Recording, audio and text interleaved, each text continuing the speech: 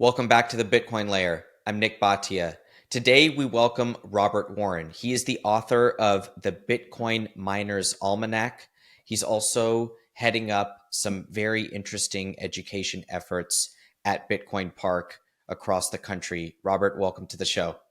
It's a huge pleasure, Nick. Thanks so much for having me. And thank you for sending your book. I want to get into why you wrote a book about Bitcoin mining. Let's start there, and you can then, through that answer, tell us about what you're doing currently. I love that. Great place to start. So I think something that a lot of people miss about Bitcoin just as an industry is that we are still very much in startup mode.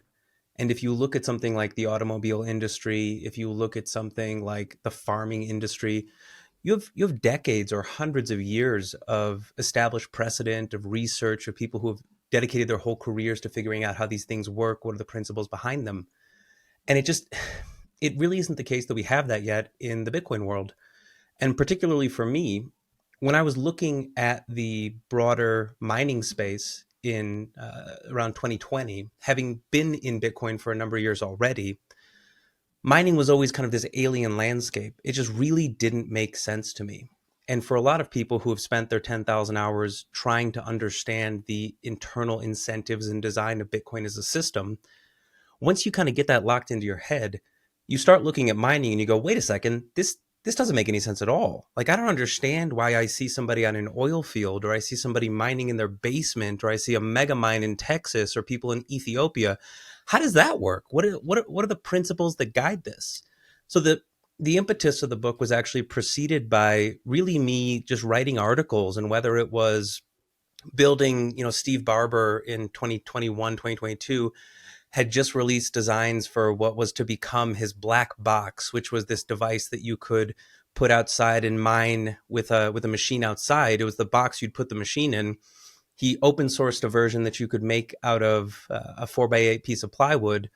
And me, having very, very kind of stupidly, much to the chagrin of my now wife, having ordered two S9s to be delivered to a fifth story apartment in Denver, uh, her looking at me going, you need to get these out of our second bathroom as soon as possible, or there's no way we're going to get married. And Steve having just released these designs, it was really great timing. I built it and I did a little write up, and then from there I was doing some writing for Bitcoin Magazine, just trying to figure out, like, what is this thing doing? It's this very tangible device, this miner. It's something that you can buy and have delivered to your house. The second you do, it screams at you, and it's like, what am I doing with this industrial hardware in my home? But it was this really interesting object of inquiry. And that was the start of the book, this idea that there must be some defining principles here that we can start to lay down, not having the gift of being a 20, 30, 50-year industry yet. What are the principles we can start to lay down where we can even start the conversation, where people can begin to say, oh, I get it. I get why people would mine in this situation or that situation. There's a set of core principles that tie them all together. It's a great place to get into the meat of our conversation today, which is around home mining. I want people to understand where the home mining industry is today. There are very interesting looking devices going around, from, the smallest handheld device to large machines that you can keep in your home. So why don't you help people understand, from someone who has experienced home mining, where Mm-hmm. is it today? Is it even accessible for somebody to mine Bitcoin in their home? It's a good question because most of us who really get engaged with Bitcoin, one of the first things that people tell you is don't get involved with mining. Don't touch it. It's too competitive. It's too expensive. You'll lose all your money. The easiest way to make 5 Bitcoin in this space in mining is to start with 10. In a lot of cases, that's true. It's almost like you want the friend with the boat. Okay, you want the friend with the Bitcoin mine. However, home mining is really in its infancy in terms of what it can be, but there are a lot of people who really recognize what it can be. Now, what do we mean by this? Fundamentally, the Bitcoin miner as a device has really been kind of trapped in this bread box mentality that I think a lot of us have been really familiar with, or this large industrial hydro cooled looking piece of machinery, or this large industrial immersion piece of machinery. That's not going to be the case forever. But that's kind of the initial schema that a lot of us have in mind. What is happening now, really, I would call it in kind of the open source R&D world or the small scale world of Bitcoin mining, is that folks are figuring out that you can actually either mine ideologically, which would be something like a bit axe or something like a very small heater that you just kind of use intermittently, and it's fun. It's a brilliant way, highly recommended way to learn if you want to be mining Bitcoin at home. But by no means is it something you're treating as kind of a business or an investment. It's something you're treating as an investment in your own learning, your own knowledge expansion. There's now this utility layer that's being applied to Bitcoin mining, which actually makes it really, really valuable in the home as a part of the utilities that you probably ignore in your day to day, right? At any point in time, you have 50 to 100 gallons of water sitting somewhere in your basement, or there's a boiler in the building that you live in, and at all points in time, that water is being kept warm. And there's a lot of ways that it might be kept warm. And what people are realizing is that one way that you can add utility to Bitcoin mining, you can kind of cost recapture, is if you start to integrate Bitcoin as resistive heating into the home. So home mining as a thing that you just do as kind of a pure profit play, as if you were going to, compete with every other miner out there. It's not typically what is seen as the most advisable way to home mine, because it's very hard to find yourself in a position where you can get a cost of electricity that is low enough to be competitive. It's just the case that residential rates seem to be too high. However, the second that you add this utility aspect to it, so this aspect of I can heat the water in my house, I can seasonally heat the air in my home, or even now folks are even laying piping throughout their homes and doing in the same way that you might run warm water through your bathroom floors or through your driveway. These are applications where people are now substituting a traditional resistive heater with a Bitcoin miner. And it makes sense in its most kind of plain way, where if you have something that we typically in the Bitcoin industry, we look at it as a machine that in some sense makes money. It generates hash. That hash rate has a commodity value. You can be paid for that commodity value. So it's a machine where I input electricity, I get money out of it. We're now kind of changing the frame a little bit and saying, well, actually, it's a machine that I power that, yeah, it makes me some revenues, but I'm also using this byproduct, which is the heat of actually doing that hashing. And that heat now has a utility, and that utility is actually offsetting what would just be a sunk cost in my day to day life.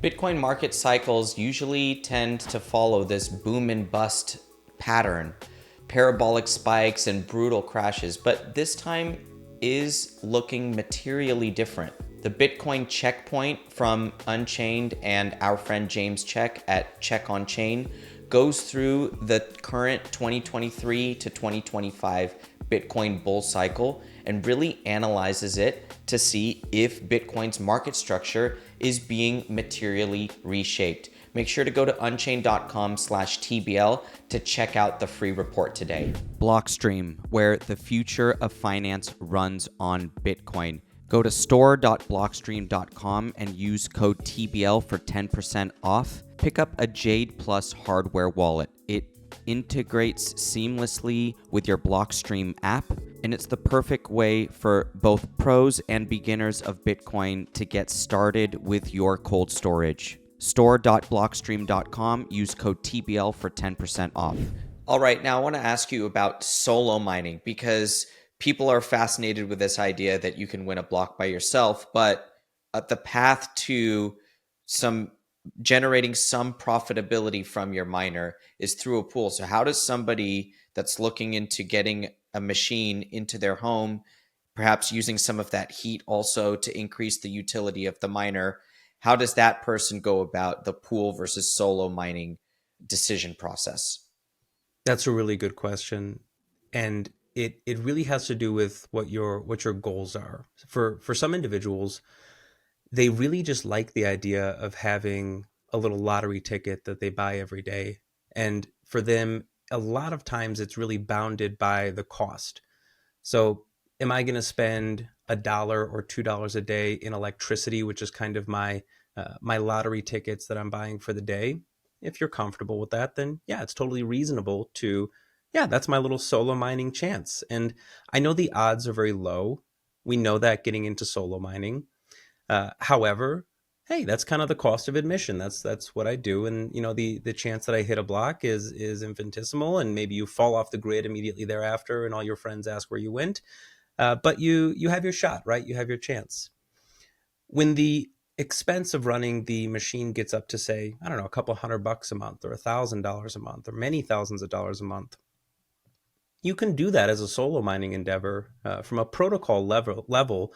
And maybe we should even address the protocol level as to why somebody, or what it even means to solo mine versus pool mine.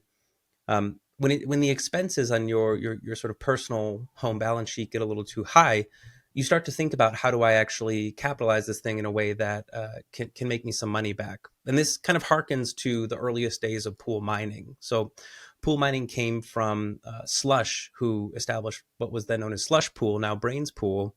And you can read the inaugural post on the Bitcoin Talk forum, where they come and they say, listen, we've just had this improvement in technology and mining. A lot of us are running CPUs. We're doing CPU mining. But these darn GPUs have showed up, and they have started eating our lunch. And at the time, it was all solo mining, which meant that if I wanted to hit a block, I turned my computer on and I ran it. And GPUs showed up, and they figured out that they could also hash, they could mine. And they started eating the CPU miners' lunch. Instead of hitting a block a week, you were hitting a block a month. So people were very reasonably frustrated by this. So what does Slush say? Slush says, okay, here's what we can do. We're going to make a bit of an exchange. We're going to start to all work together. We're going to act as if we are just one Bitcoin miner. And the way that we're going to do that is that I am going to basically run a mempool. I'm going to run a node, and I'm just going to tell you what you need to be working on. And then we know the difficulty is very high. It's very difficult. But I have to have a way of knowing who's working with us. We can't just say, here's the work, and when you finish it, get back to me, and we'll go make some Bitcoin. Instead of hitting the difficulty, maybe we only get to, like, if you get to, like, 50% of the difficulty or 30% of the difficulty, a lesser proof of work, but not the proof of work that hits the difficulty. Why don't you tell me about it? And what that means is that, okay, you're more likely to hit these lesser proofs of work. So instead of hitting a block every, I don't know, week or something, you're going to hit, like, 5 of these a day or 6 of these a day. What that allows me to do, Slush, I can now actually track how much people are contributing to this pooled mining scheme. And that was really the birth of mining pools, was this idea that there would be some kind of trade-off in the way that you work together. And as a result of that, you could now submit shares, which would let the pool know, okay, well, there's 100 people that are all hashing to our pool. 2 of them are really big. 2 of them are 50% of our whole arrangement. So when we hit a block, I know that 50% is going to go to those 2 people who were giving us 50% of the work, and everybody else proportional to what they were doing. This exact same arrangement exists today in the world of pooled mining. But the world has become substantially more commodified in a sense. So we now use this language of hash rate and hash price, which is essentially the hashes that I produce in and of themselves have this kind of commodity value. And so by submitting these hashes to a pool, they now have kind of a going rate for what they're paying me. So in pools, when you're deciding what pool to go to, really you're making a choice of, as a service provider, what kinds of service can this entity offer me? And are they going to offer me a hash price that I think is going to be, sufficiently valuable for what I am offering, whether it's, 100 terahash or 1,000 terahash or a whole exahash. Now, when people are engaging in this decision to choose a pool, is there a marketplace, and how do they go about choosing a pool? I know that there are pools that are focused in different geographic areas. There are trade-offs between pools, privacy trade-offs. What are some of those decisions that people have to embark on? So this is a great question, because it has become very, very contentious really in the last year with the growth of Stratum v2 and the Datum protocol and the work that Ocean has done. So in that initial trade-off, and it's a consequence of this initial trade-off that Slush asked participants in pools to make, which is, Slush said, let me run the mempool and decide what goes in the block. Many, many years go by, more than 10 years have gone by since that launch. And what pool operators are realizing is that there's a consequence to the pool being the entity that decides what goes in the block. And it's a risk. The risk that you incur when you have these really large mining pools is a kind of censorship risk. If we were to wake up and be in an evil monetary regime, or more say more evil monetary regime than many of us perceive kind of today's fiat issues to be, where we just had pure CBDC and where there's pure permissioned access to money, you have a very real risk if you have a very large pool that a government can go to and say, hey, don't mine these blocks. Just censor these transactions out of your mempool. Don't let them go in there. It's a very real risk. And it's a risk that has really been identified and pushed into over the last year with the growth of Stratum v2, which is a protocol that helps to kind of move around these risks, and Ocean with their Datum protocol that does the same thing. And essentially what needs to happen is that the responsibility of deciding what goes in a block is beginning to push back from the pool to the miner. So you can currently, when it comes to shopping for a pool, you can currently go to any large operator, and there's a variety of things that you might need to do. Some of them ask for KYC, some of them don't ask for KYC. There are some that you may need to be of a certain size to even qualify to be a part of. And they will have various payout schemes, the way that they pay you out. They all kind of have their sales sheet in terms of what they want to offer to you. And an option that's beginning to become more and more available is this option between, okay, well, a pool knows that if it gets too big, it's creating a bit of a censorship resistant risk or a censorship risk to the protocol itself. So the implementation of Stratum v2 or the implementation of Datum, which are protocols that essentially allow now the participant to design the blocks themselves to get around this censorship risk, is something that I think you should consider if you want to be a good steward of Bitcoin. It's this thing where Bitcoin was designed not to be necessarily perfect at something, but it was designed to be really good at not being able to be killed. And if you design a system that's really just designed to not die, and that's really your raison d'etre, is the fact that you cannot kill this anti-fragile system. What that means is that, okay, well, you can kind of just as a tacit participant say, well, let me just go sign up for the KYC one and let me sign up for the one where I don't take responsibility. You can do that. That's totally within your purview. But if you really want to be a good steward of the purpose of this thing, and you really want to be a good steward to the protocol itself, to the blockchain, I think you should kind of ask a little bit more of yourself and say, okay, well, I'm willing to go through the personal learning of actually setting up a node and figuring out how to reduce this censorship risk. I think in all cases, and I love hearing you echo this in terms of your own kind of ethos. In all cases, the biggest challenges that we have in front of us are the issues of education, because really most Bitcoiners haven't been born yet. And if this thing is going to long exceed our natural lifespans, Brian Johnson notwithstanding, he'll probably be alive, but the rest of us may not be. We really have to be thinking about how do we first educate ourselves so that we can educate our kids and our grandkids and our great grandkids into still understanding the ethos of this thing that we really care so much about at this moment. How's the uptake of these protocols that you're referencing where the miner takes control back of the block assembly? You mentioned, being a good steward of the blockchain. When I teach Bitcoin, we teach that Bitcoin's blockchain is a chain of blocks, and that chain of blocks comes into existence as blocks are chained together.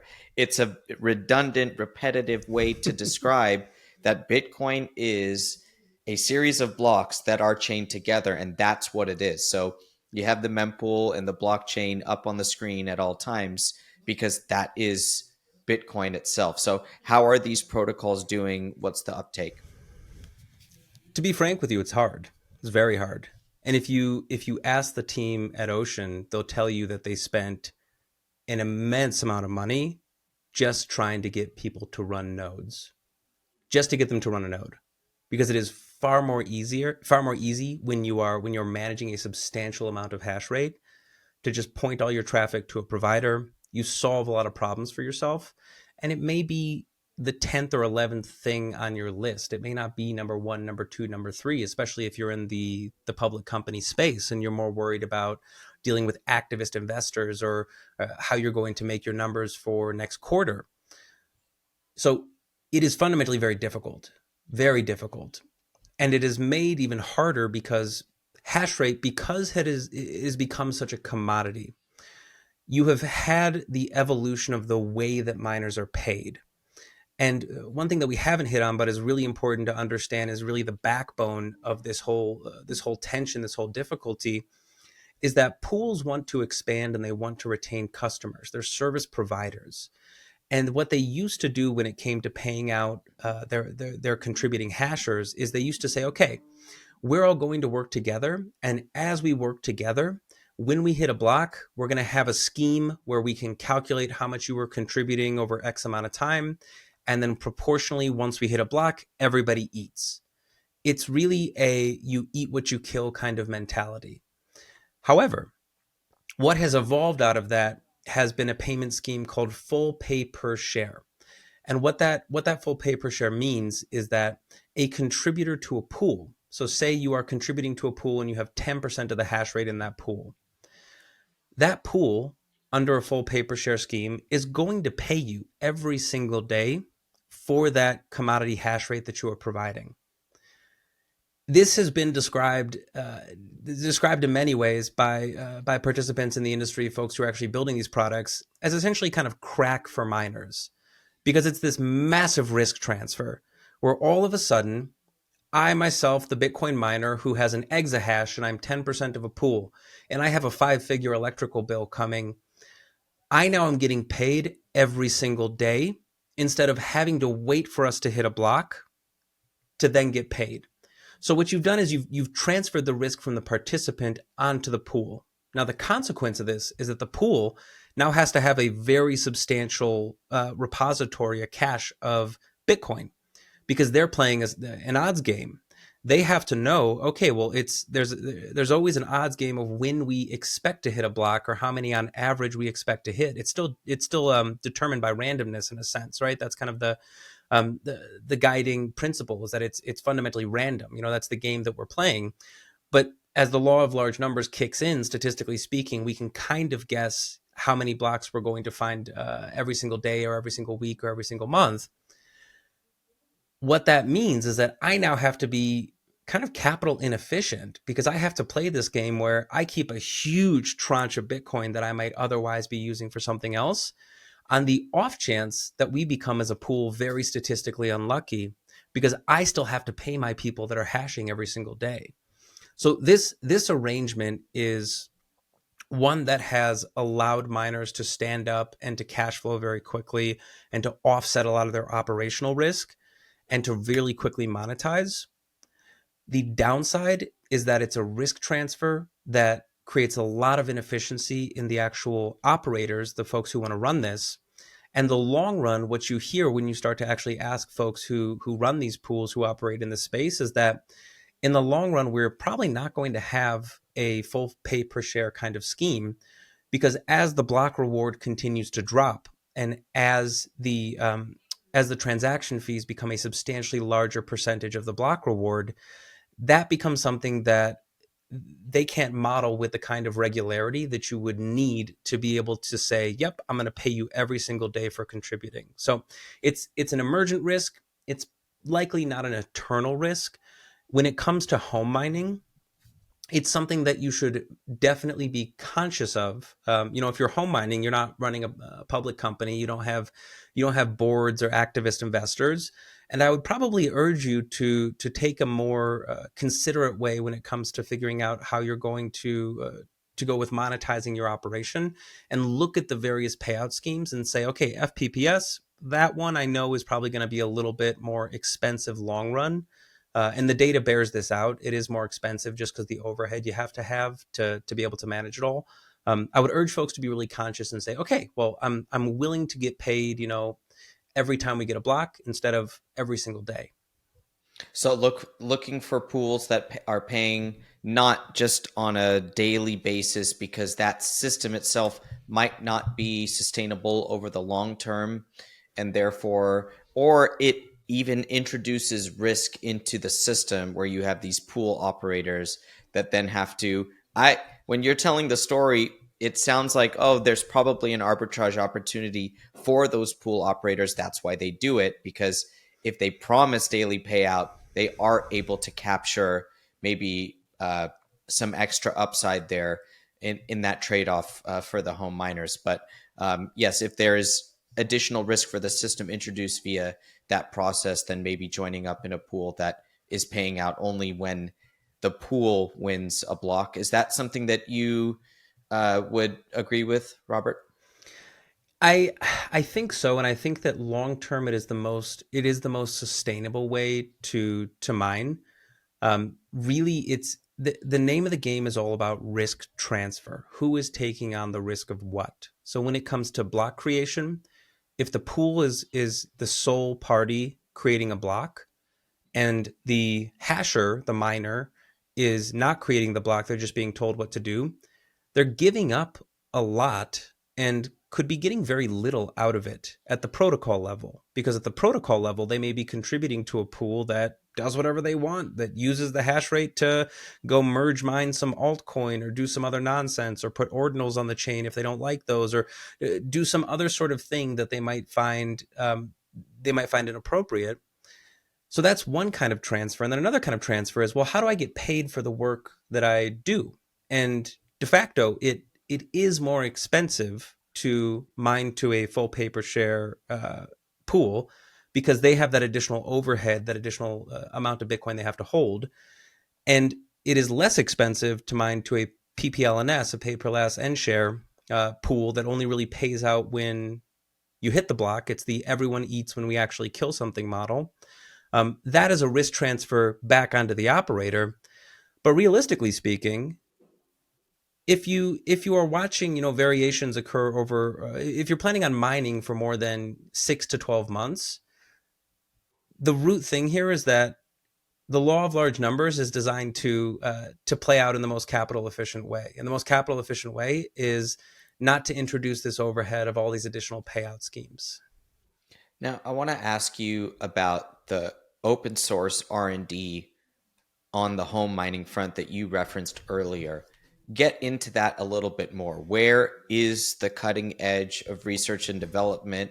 You can, or you don't have to, name particular devices. This show is for research and education purposes only, not Mm-hmm. sponsored by any individual mining company or mining operator or hardware operator. This really is for informational purposes. So, what's the cutting edge, Robert? Amazing question. We have long in Bitcoin been very much cudgeled by two predominant manufacturers. So you have Bitmain and you have MicroBT, and they are the dominant forces in building the machines that mine the vast majority of Bitcoin to date, and really have been since the introduction of the ASIC. The ASIC being the application specific integrated circuit, which is the most efficient way for us to mine Bitcoin. And they've really been the cutting edge, the leading edge of innovation there, with the most efficient machines, the largest distribution, and the foundry space to actually go in and be able to produce these machines. They're behemoths, and it is a very, very substantial fragilizing aspect of this industry that most of the hundreds of billions of dollars that have been invested into the at least public mining space, and inclusive of the private mining space, have been purchase orders going to these two operators. The idea that you would, say, make every car business in the United States, but there would only be two engine manufacturers, would be absolutely absurd. It would be an absurd idea. But that's what we have in the world of Bitcoin, is that the vast majority of hash rate, 85 to 90% plus, is coming from two manufacturers. And these are not folks who are necessarily bad by any means. It's simply that there's only two providers. There's two. And anything that they do will resonate through the rest of the industry. And so there has been, over the last 2.5 years, a massive push to begin to open source and decentralize the actual hardware, the actual R&D aspect of Bitcoin mining. And this is something that I'm incredibly bullish on. I'm incredibly bullish on it because it is happening very much in the open source at the grassroots level. So it's coming through, folks like the Open Source Miners Union, through the pleb source folks, through projects like the BitAxe, through nonprofit entities like the 256 Foundation. And these are entities that exist in the case of the 256 Foundation. It exists for the sole purpose of what they call dismantling the proprietary mining empire. And really their vision for the future of Bitcoin mining is one where the actual hardware, so everything from the pools to the firmware that runs on the machines to the designs of the machines, the way the chips are laid out on boards, the way they're managed, the control boards that manage them, all the whole stack, all of that is designed and distributed in public under open source licenses. So this is something that really, really excites me.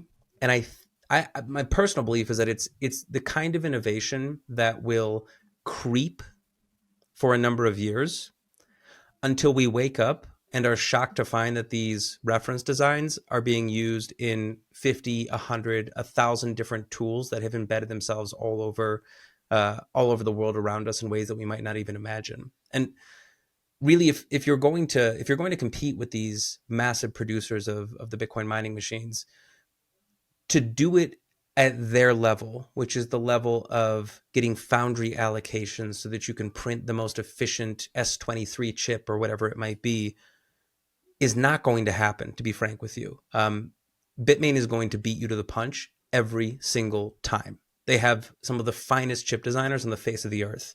And this, people will tell you from across the chip spectrum that these are some of the best chip designs on the face of the earth. They're incredible at what they do, and they should be given credit for building an incredible product. So you're not going to compete with them unless you show up with $100 billion to burn, and you don't. You don't have $100 billion to burn. But what can be done and what is happening today is the kind of innovations that are happening at a very, very small scale, but they are being open sourced. They're being shared with the broad community, and folks are saying, yeah, you're allowed to monetize this. It's going to create a groundswell of applications of Bitcoin mining that we can hardly imagine. When it comes to implementations in homes, there's already tons of development happening with integrations with smart homes, integrations with thermostats, integrations with various systems, so you can push your hash rate through various loops in your house, depending on if you want to clear off your driveway because it just snowed last night, or if you want to allocate that heat to your water heater, or if you just want to dump it outside because, hey, you're on you're on a PPA or whatever it might be, where you pay more at this hour but less at this hour. So the advancements that are coming, I think, are something that's going to creep very much for it could be years. But I do firmly believe that we're really going to wake up one day and be absolutely shocked that the guy who's installing our water heater is asking us if he can install it for free, but it's going to mine Bitcoin. Like it's going to happen. It's not sort of like a pie in the sky, insane idea to posit. The tools are simply just being built now. Okay, and we'll include a link to 256 Foundation so that people can understand what are some of the open source projects out there. I'm really fascinated by some of these concepts around the thermostat or trying to melt snow off of your driveway. There are other aspects of the home that I'm sure people are working on. Maybe you can get a little bit into that as well. Amazing question. So this is a perfect example of something that I've actually been able to do myself personally. So when we bought our home, it had already paid off solar on the roof. So we weren't inheriting, a big loan or anything. But there's loads of folks all across the U.S. who have, either a solar lease or they've got paid off solar, and they may not be using all of what they're generating off of the rooftop. And one thing I wanted to try as an experiment actually was I had been apartment mining in our apartment closer to the city, and now we're in the suburbs, and I have this energy, this electrical producing asset sitting on my roof. And as nice as it was to watch the bill come in every month and have it say zero, in the summertime, okay, well, I'm still definitely leaving something on the table. We're not using that much electricity. We're not lighting up neon signs in the basement or anything like this. So what was the best thing I could do? And actually, I did a write-up on this for Bitcoin Magazine where I installed an air-cooled unit or an S9, and I put it in my laundry room, and I pulled the fans off because nobody wants to hear screaming ASIC fans in their basement. And I put an inline fan on it, and I pump all of the heat in the winter into my HVAC return. And then in the summer, I flip the whole apparatus around 180 degrees and I dump all the air outside. And so what I've been able to do, which is very kind of funny, is I always joke that I have a lower cost of production than any pubco on earth.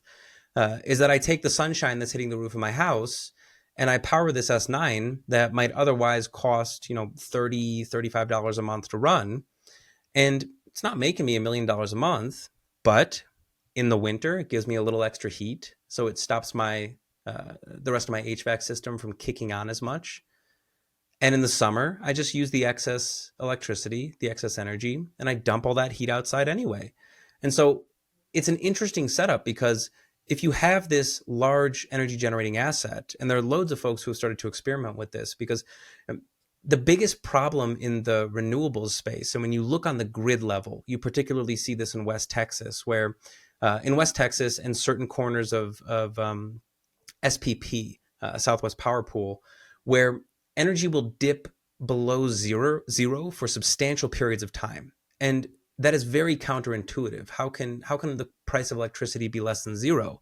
The way that it can be less than zero is if you're subsidized as an intermittent renewable, solar, wind, to produce, but so is everybody else, and we're all competing to get on the wires to actually transmit our electricity to the grid.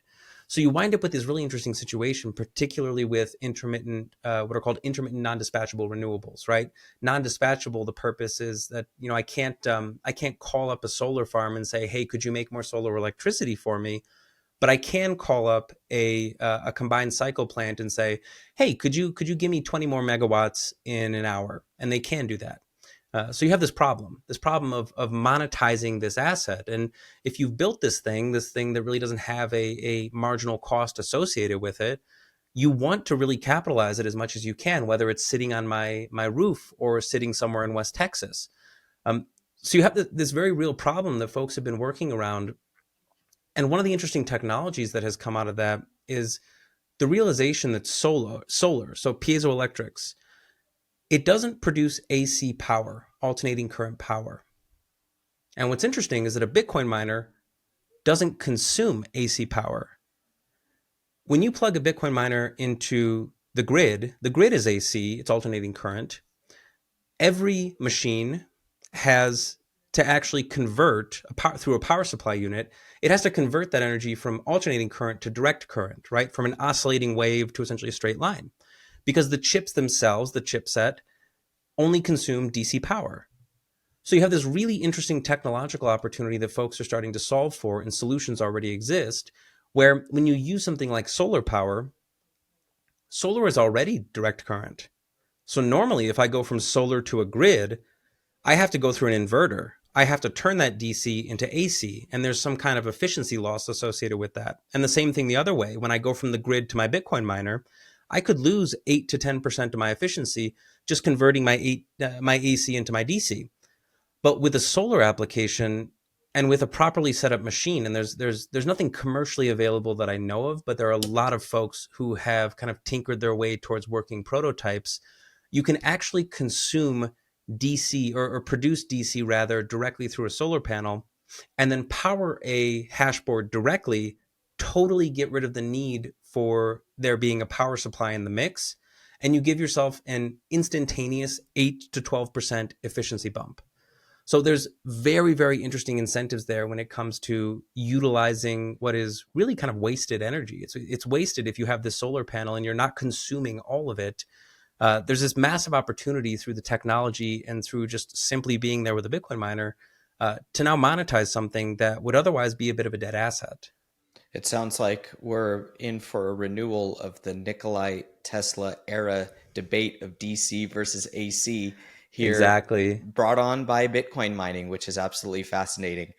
Robert, why don't you give people a sense of what you're working on now in Nashville and Austin with Bitcoin Park so that they can understand, what you're actually spending your time on in the effort to educate people. And I know you really believe that in order to bring Bitcoin into the next several decades, like you said, the most Bitcoiners haven't been born yet, that we need education, whether that means hyper Bitcoinization or just slow and steady Bitcoinization. So, what are you working on these days? I love that. So I lead research and education at Bitcoin Park, and so Bitcoin Park is obviously membership based community with the dreamers, the doers, the builders in the Bitcoin space. And programmatically, we run a variety of both targeted summits. So these are things like the Nashville Energy and Mining Summit, Texas Energy and Mining Summit. We just had our inaugural Custody and Treasury Summit in Nashville, as well as these sort of higher level convergence events. So we just had the inaugural, what was called Imagine If, which was about the convergence between AI, energy, freedom technology, and Bitcoin. So really working to get these folks in the room. So get the guys who are building the small nuclear reactors in the same room as the large publicly traded Bitcoin mining CEOs, in the same room as the folks who are building all the freedom technologies on top of Bitcoin, because these are going to be the kind of technologies that steward a more free, fair, and open world, which is really, I think it's a lot of the ethos of why people are interested in Bitcoin from the beginning. As I used to always joke, and I still kind of joke, that, there's really only two reasons why people get into Bitcoin, is because you have to or because you're greedy. So you're either really trying to protect your backside from being robbed. The best example of this is Wences Casares, the Argentinian business builder and entrepreneur, who tells the story of hyperinflation destroying the wealth of his family and having to watch that. So from a humanitarian perspective, that's absolutely soul crushing. And so Bitcoin is very much a revolutionary tool. And in what might be called kind of the developed world, so the United States, or these fully established economies, a lot of people are really just getting into Bitcoin because they're greedy, because the number go up. And that's not that it's bad. Um, there's a lot of ways to get into the door. There's a lot of ways to get introduced to Bitcoin. The question is, why do you stay in Bitcoin? And you stay in Bitcoin because characteristically, fundamentally, technologically, it's something that is different. It has a different set of characteristics. And so what's really important to us, and really the big thing for me personally, is not how you tell people how to be a Bitcoiner. Because I think that the mechanics of that are kind of in motion. Bitcoin is happening. Good money drives out bad money. It's kind of in the physics of the thing. But what we should be focused on is really educating folks on how to integrate this into their lives. Why does it matter to me? Is it just about getting rich? It can't just be about getting rich, right? Why does the Human Rights Foundation care about Bitcoin? They don't just want to get rich. So you have to really provoke this extended conversation with folks, where you make the tent bigger and you don't just call them names online, and you say, okay, maybe we're on different sides of the political aisle or different sides of the religious aisle. Well, guess what? Bitcoin is for you too. And I'm sure there's something in your scripture or your religious or cultural teaching that speaks to the importance of sound weights and measures. It's kind of the foundation of Judeo-Christian business practices. It's right there in Leviticus, sound weights and measures. Maybe there's an application there for you. So really the work that we're dedicated to is providing a forum for folks to kind of extend this, to do it from the simplest level, whether it's showing up to a BitDevs, all the way up to coming out to a Custody and Treasury Summit, where you're going to be surrounded by people who are designing some of the most brilliant financial products you've ever seen, designing insurance products and HSA products, things that are unimaginable 5 years ago, and doing it on a Bitcoin standard. So that's really kind of where we're at. That's what I'm most excited about. And I will say I am more of a ship of Theseus hyper Bitcoinizer, where I think it's going to be one of those things where there are just going to be companies that come out and people say, well, actually, this makes more sense to me. And it will be an institution, a company that's backed by Bitcoin. And it will replace something that was backed by fiat. And it will have more utility. And it will simply just work. It will work under the hood. And I think we'll all kind of look up one day and realize, half of the world around us, at least financially speaking, has been replaced by things that are backed by hard money. And that it may be creeping, but I still think, in the same way number go up is a good meme, hyper Bitcoinization is a good meme. It kind of has this this accelerationist kind of fun, optimistic, like we're going to war for hyper Bitcoinization type vibe, right? Like it's an exciting thing to get behind, and I think it's a worthy cause. Absolutely. Well, we also believe in increasing the size of that tent and reaching out to people of all different backgrounds. And it is important to reach out to people through something that they can relate to, and Hmm. that touching something personally and relating Bitcoin to that, I think, is a definite win-win situation. And we also hope, you mentioned the companies that are building these small nuclear reactors and the cutting edge of uh, R&D in energy. I'm not sure, from what I've heard, that some of those guys view Bitcoin as part of their stack. And that is a challenge that presents to us. So we have to step it up there, because that type of technology is something that we understand has to be part of the global stack Yep. and the future. So if we can see that, we also need, that's a challenge for us, is to reach out. So it's great to hear that you're working on things. People should go visit Nashville, visit Austin, some of these cool places that Bitcoin Park is a part of. I've been to both places, and it's great to be in buildings that are for Bitcoiners. It's just, it's a cool place to be. So Robert Warren, thank you for sharing today. Thank you for writing this awesome book, The Bitcoin Miner's Almanac. People should go check that out. And why don't you tell people where they can find you online?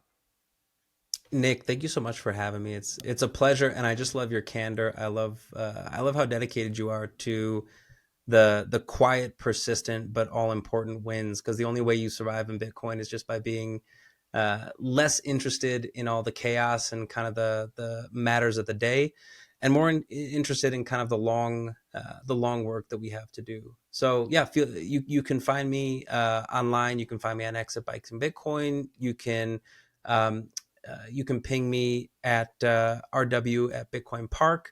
If you have any questions, concerns, rants, or other things otherwise that are of interest to you, yeah, and of course we always welcome you to come out to what we're facilitating at Bitcoin Park, whether it's a meetup, whether it's technical or non-technical, whether it's one of our summits. Best thing you can do to not feel like a crazy people is surround yourself with other crazy people who are on this trip with the rest of us. Robert Warren, thank you so much. I'm Nick Bhatia. We'll catch you guys next time.